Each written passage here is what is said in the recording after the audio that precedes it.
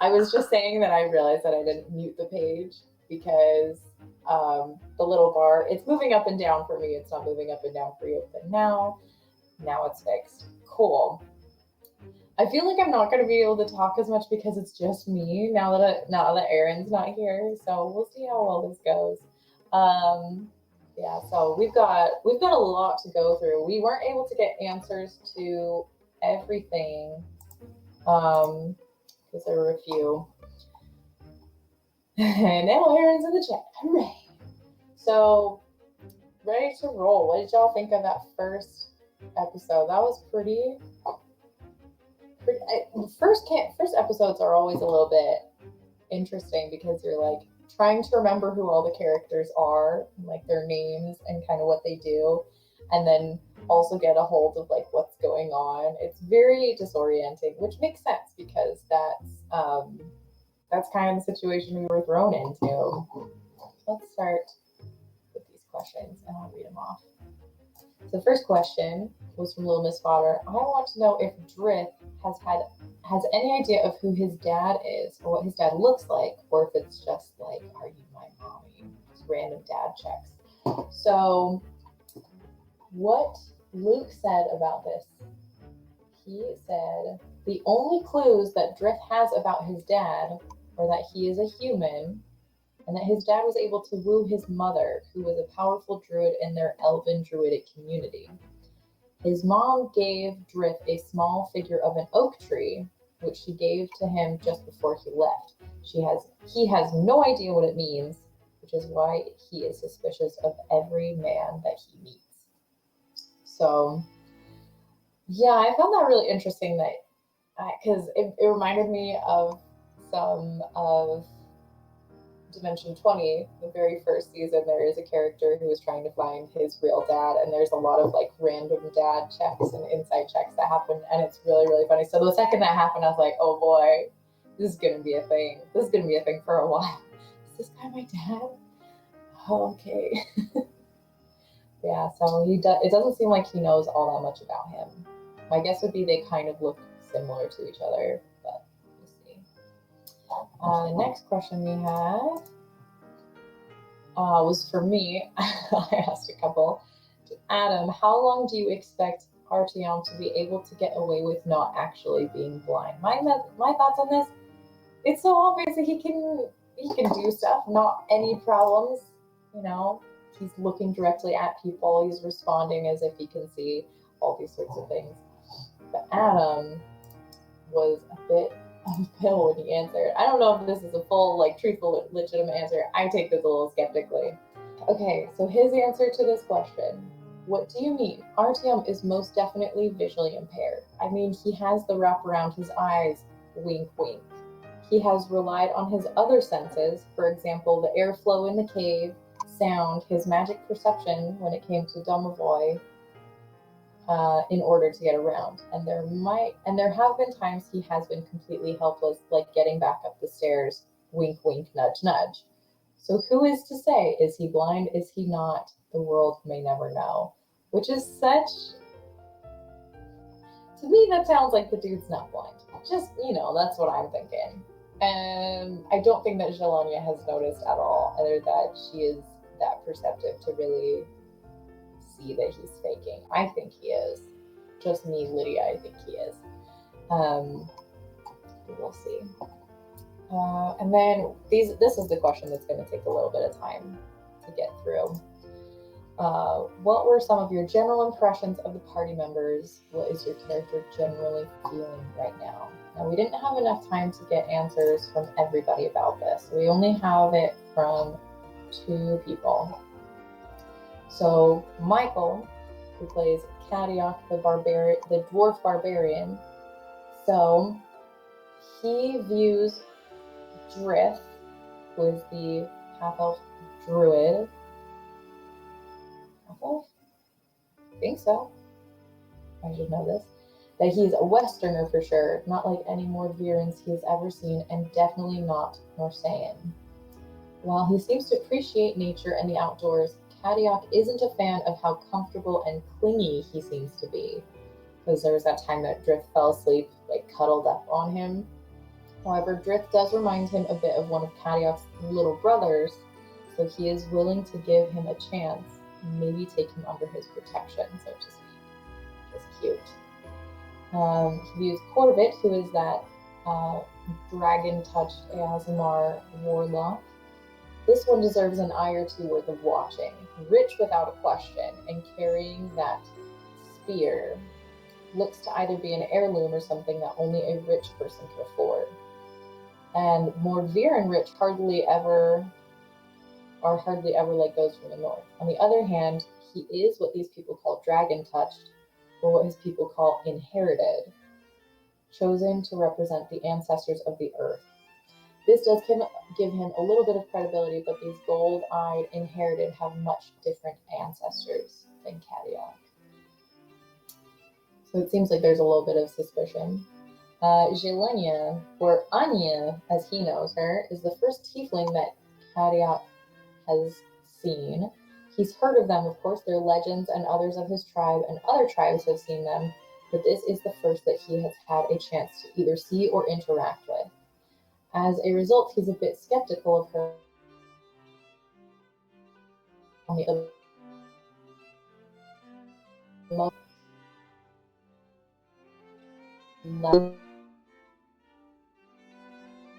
oh no! I was frozen for a sec. Sorry. I hope I didn't cut out. But he said that she was going to fight. That's cool. He stands by what he said while they were in the cave. Get out. Figure out who everyone is. Stick by her side if they need to name or kill the others. And then figure out if they need to fight each other. As of now, he doesn't see the need for fighting and appreciates the novelty and bond that comes from her and him being the most obvious outsiders. So he's very analytical of like everybody, and I feel like he got a pretty decent read on Jelenia for sure. Artyom, the blind man that doesn't really act blind, deserves very little trust from Kadiak. He seems to be blind and not born that way due to the bandage or cloth over his eyes, but he really doesn't act like it. That level of deception, or seeming deception, deserves a close watch. He also seems to know a whole lot about what's going on, with the way that he was talking about the chapel and the people apparently being clean or rich. He was quite useful in the fight, despite his blindness, so a good person to have on your side in a fight, but he isn't sure about much more than that. That's something I hadn't really considered of, like, you know, it's not necessarily the question of why is he lying or, like, what is the truth, but it's, like, the fact that he chose to lie and deceive people is a bit sketchy. And the fact that he's able to pass it off so well, it's like, okay, this guy is good at lying, which is a very interesting point that I really like. Piotr, this one seems a bit odd. Quiet except for when playing music, hard to get a read on.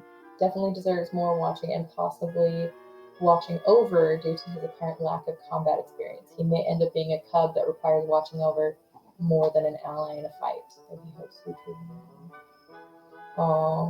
Because Ian didn't have his camera working that night, so I feel like it was hard for us to like get a read on him and stuff because we couldn't see him, which is a bummer. And plus he had to like mute himself a bunch too. But we've been told that his camera works now, and so next week it should be all fine. All right, so the next person who answered was Brayden, who, if you remember, he plays Corvit, the Eazamar warlock. Corvit tends to try to roll with the punches. So with this whole teleporting into a cave full of random strangers, he's trying not to freak out. However, despite his optimistic and somewhat carefree attitude, he's definitely wary of his new companions. Kadiak is a mystery. He seems like someone you could count on, especially in a fight, but he does seem to be eyeing everyone and everything with suspicion. Which now we've read through like his views on everybody. It's very true. Which, to be fair, is something Corvit himself is feeling. However, Corvit is very interested in him because he doesn't seem to be Mordviren and would love to hear about his travels.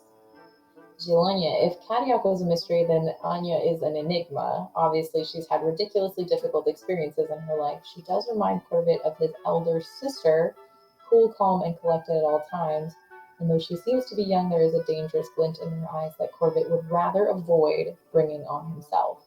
Corvid does wonder if she would know more about what he's looking for and is patiently waiting until an appropriate time. So that piqued my interest when I read this because obviously playing Jelenia, I'm like, okay, I'm curious. The fact that he's looking for something, I don't have the best memory anymore, but I don't remember him saying that he was looking for something. Every one of us is looking for something. We all have our personal quests or whatever, but it makes me really wonder. And the fact that he might ask me about it, I'm just like, come on, let's have this be a good time because I want to know about this. Artyom may be quiet and a little standoffish, but Corvid is extremely interested in him and feels a camaraderie with him because of his background with the church. Corvid does see him as a challenge to befriend, but he welcomes the opportunity to try. Also, Corvid is impressed with his ability to fight with a blindfold. Pretty cool. Piotr. Corvid loves music and so is delighted to have a talented bard with the company. Seriously, having epic battle music makes the stress of fighting undead with strangers much more bearable. Corvid still is figuring out what to expect and think of the bard. Once again, since he didn't have a camera, I think we're all kind of like reserving judgment on Piotr a little bit, just because it was hard for Ian to get as involved with all of us. Corvid, looking at the poor sop, and I mean literally poor with very little coin. Corvid doesn't understand this complete opposite style of living that Drith apparently comes from. Despite the complete differences, Corvid feels extremely comfortable with him and has almost no worries towards him. So that was what Braden was saying. I feel like these line up a lot with like the impressions that I got of his character, like a lot less worried, but not necessarily carefree or blind. It's like I'm gonna hope for the best, but I'm not gonna close my eyes to things. Then I guess I could talk about my impressions of everybody.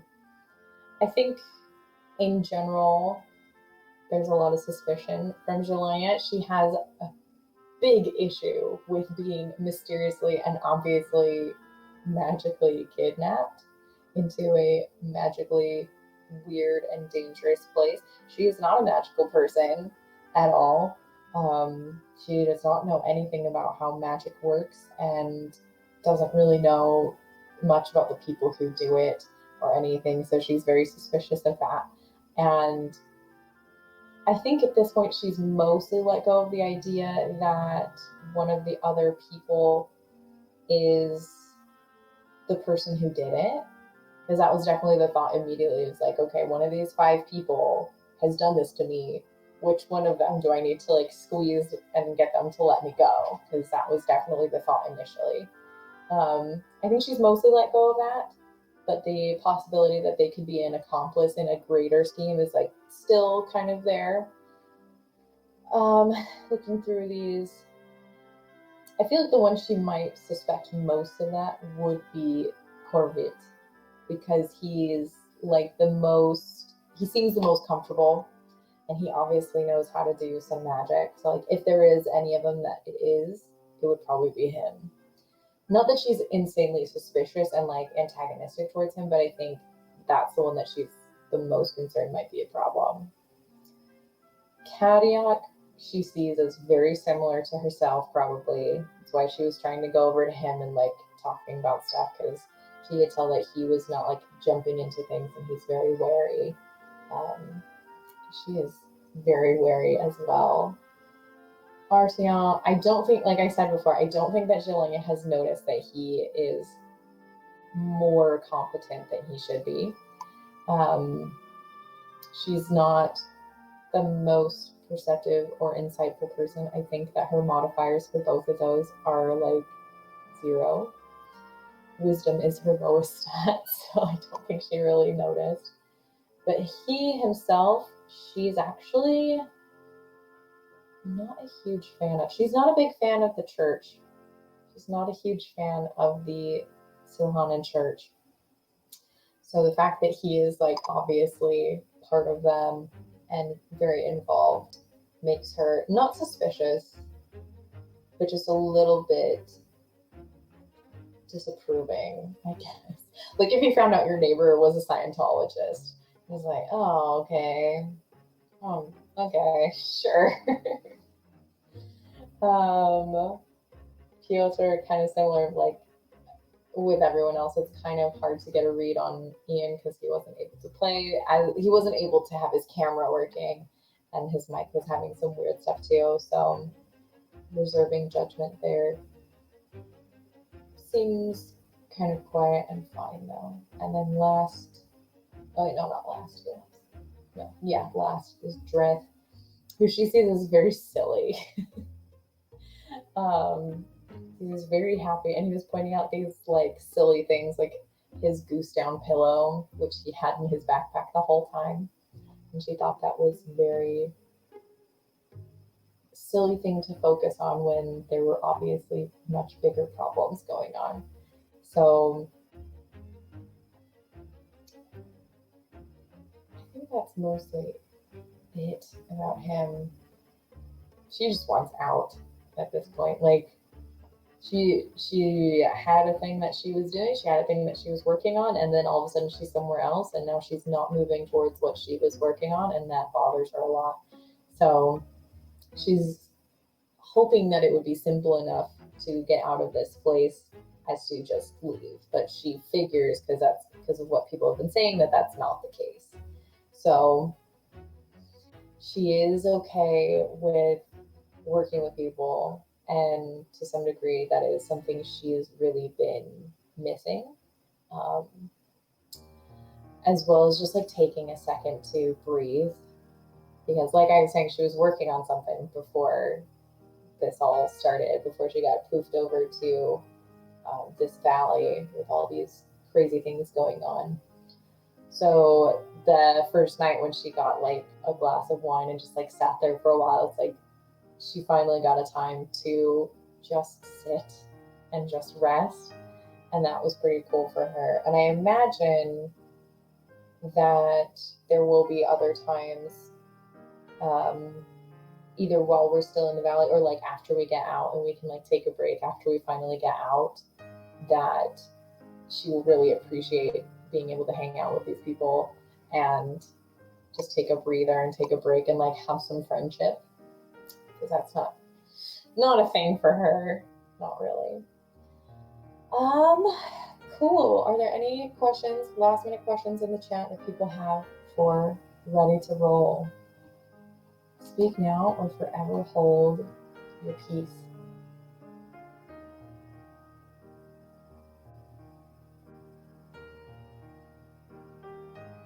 Cool. All right, I think that's it for Rehash the Rolls. Thanks for coming by. We're gonna keep painting, but I'm gonna have to reset up my computer, so I'll be back in like 2 seconds.